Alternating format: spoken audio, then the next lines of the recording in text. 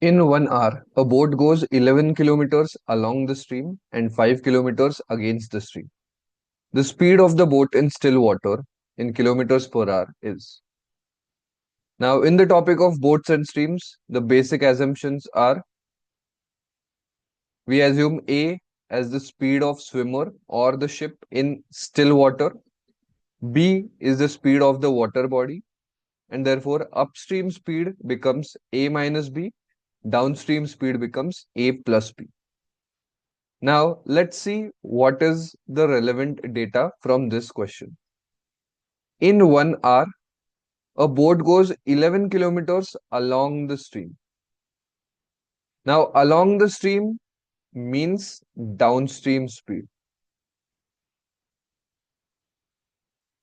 Now, it is given in 1 hour, therefore, this data becomes A plus B is equal to 11 and 5 kilometers against the stream.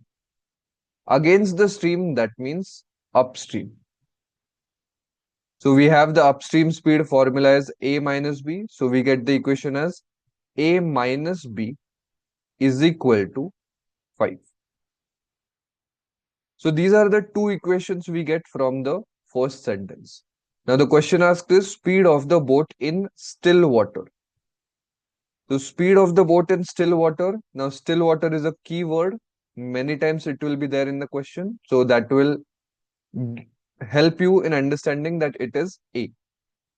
So we have to find out A from these two equations. So therefore we need to eliminate B. So therefore we will add these two equations. So plus B minus B gets cancelled out. A plus A, that becomes 2A.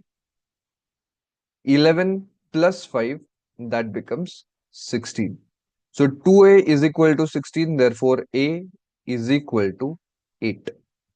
And therefore the answer will be option C.